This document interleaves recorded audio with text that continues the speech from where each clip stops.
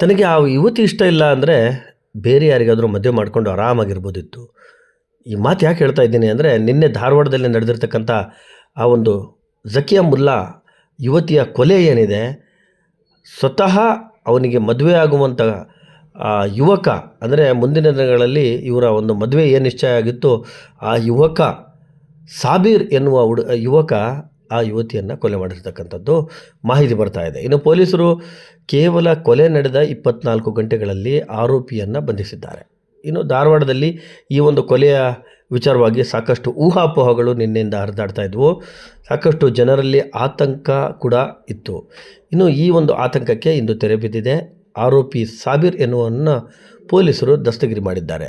ಇನ್ನು ನೋಡಿ, ಒಂದು ವಿಚಾರ ಇಲ್ಲಿ ಏನು ಬರುತ್ತೆ ಅಂದರೆ, ಆ ಒಂದು ಯುವಕನಿಗೆ ಆ ಯುವತಿಯ ಜೊತೆ ಮದುವೆ ಆಗೋದು ಇಷ್ಟ ಇಲ್ಲದೇ ಇರಬಹುದು.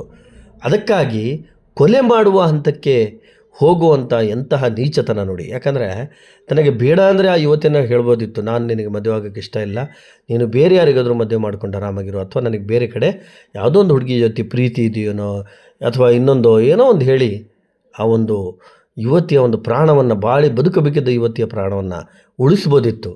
ನೋಡಿ, ಎಂತಹ ಕೆಟ್ಟ ಆಲೋಚನೆಗಳು, ಎಂತಹ ಮನಸ್ಥಿತಿ ಇಂದಿನ ಯುವಕರಲ್ಲಿ ಬಂದಿದೆ.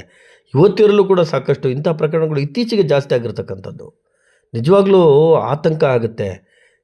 ಈ ಮುಂದಿನ ದಿನಗಳಲ್ಲಿ ಏನಾಗಬಹುದು, ಒಂದು ಸಣ್ಣ ಕ್ಷುಲ್ಲಕ ಕಾರಣಕ್ಕೆ, ಅಂದರೆ ತನಗೆ ಬೇರೆ ಕಡೆ ಇಷ್ಟ ಇದೆಯೋ ಅಥವಾ ಈ ಹುಡುಗಿ ಜೊತೆ ಮದುವೆ ಆಗೋಕ್ಕೆ ಇಷ್ಟ ಇಲ್ಲ ಅನ್ನೋ ಒಂದೇ ಕಾರಣಕ್ಕೆ ಕೊಲೆ ಮಾಡಿಬಿಡೋದಾ?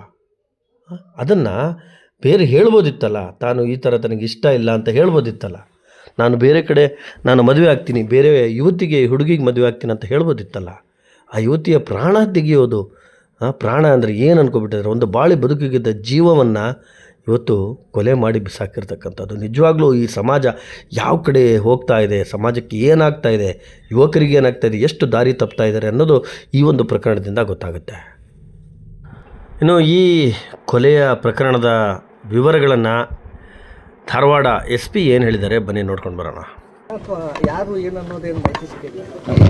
ನಿನ್ನೆ ನಮ್ಮದು ಅನಾಲಿಸಿಸ್ ಪ್ರಕಾರ ಸಾಬೀರ್ ಅಂತ ಹುಡುಗಿದು ಫ್ರೆಂಡ್ ಕಳೆದ 3-4 ವರ್ಷದಿಂದ ಹುಡುಗಿ ಜೊತೆಗೆ ಸಂಪರ್ಕದಲ್ಲಿದ್ದರು. ನಮ್ಮ ಮಾಹಿತಿ ಪ್ರಕಾರ ಅವ್ರಿಗೆ ಮದುವೆ ಮಾಡೋಕ್ಕೆ ಇಷ್ಟ ಇತ್ತು.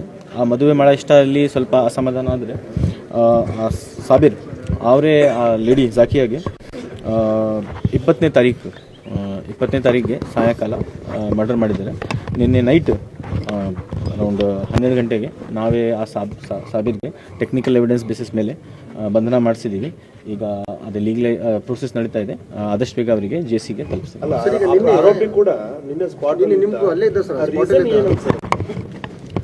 ರೀಸನ್ ಆರೋಪಿನೂ ಹೇಳ್ಬೋದು, ಅವರಿಗೆ ಎಷ್ಟು ಧೈರ್ಯ ಹೆಂಗೆ ಬಂತು. ಬಟ್ ನಾವೇ ಫಸ್ಟ್ ನಮಗೇತು ಸುಮ್ಮನೆ ಯಾರಿಗೆ ಹಿಡಿಯೋಕ್ಕೆ ಆಗಲ್ಲ, ಎವಿಡೆನ್ಸ್ ಬೇಸಿಸ್ ಮೇಲೆ ನಾವೇ ನಮ್ಮ ಕಾರ್ಯಾಚರಣೆ ಮಾಡ್ತೀವಿ.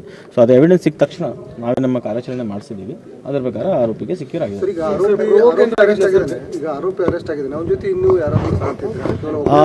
ಆಸ್ ಆಫ್ ನಾವು ನಮಗೆ ಏನು ಎವಿಡೆನ್ಸ್ ಸಿಕ್ಕಿದೆ ಅಂದರೆ ಕ್ಲಿಯರ್ ಟೆಕ್ನಿಕಲ್ ಎವಿಡೆನ್ಸ್ ಇದೆ. ಇದರಲ್ಲಿ ಒಬ್ಬರೇದು ಪಾತ್ರ ಕಂಡು ಬರ್ತಾ ಇದೆ.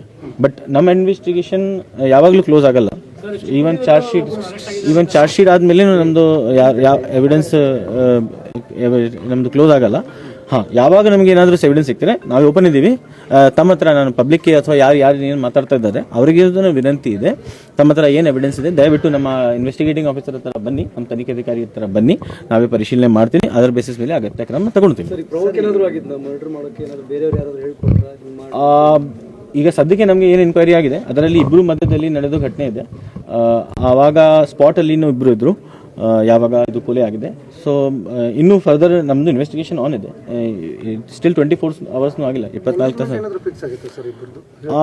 ಮೇಲ್ನೋಟಕ್ಕೆ ಅಂದರೆ ಮಾಹಿತಿ ಇದೆ ಕೆ ಮದುವೆ ಫಿಕ್ಸ್ ಆಗಿತ್ತು, ಎಂಗೇಜ್ಮೆಂಟ್ ಬಗ್ಗೆ ನಮಗೆ ಮಾಹಿತಿ ಇಲ್ಲ. ಅದು ನಾನು ಹೇಳಲ್ಲ, ಇನ್ವೆಸ್ಟಿಗೇಷನ್ ಪಾರ್ಟ್ ಇದೆ, ಅದು ನಾವೇ ಚಾರ್ಜ್ ಶೀಟ್ ಆದ್ಮೇಲೆ ಹೇಳ್ತೀವಿ. ಅಲ್ಲೇ ಹತ್ತಿರ ಆಗಿದೆ, ನಿಯರ್ ಸ್ಪಾಟ್.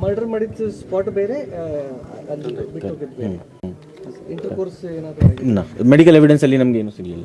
ಅದು ಮಾತಾಡಿದ್ದೀನಿ ಡಾಕ್ಟರ್ ಜೊತೆಗೆ, ಆ ಥರ ಮೆಡಿಕಲ್ ಅಲ್ಲಿ ನಮ್ಗೆ ಏನು ಸಿಗಲಿಲ್ಲ. ಅದೇ ನಾವೇ ಪರಿಶೀಲನೆ ಮಾಡ್ತಾ ಇದ್ದೀವಿ. ಅದು ನಾವೇ ಅಂದ್ರೆ ನಮಗೆ ಗೊತ್ತಿಲ್ಲ ಇನ್ನು. ನಮಗೆ ಏನು ಮಾಹಿತಿ ಬಂದಿಲ್ಲ ಅದ್ರ ಪ್ರಕಾರ ತಮ್ಮ ಹತ್ರ ಇದೇ ದಯವಿಟ್ಟು ನನ್ನ ಹತ್ರ ಬನ್ನಿ ನಾನು ಪರಿಶೀಲನೆ ಮಾಡ್ತೀನಿ.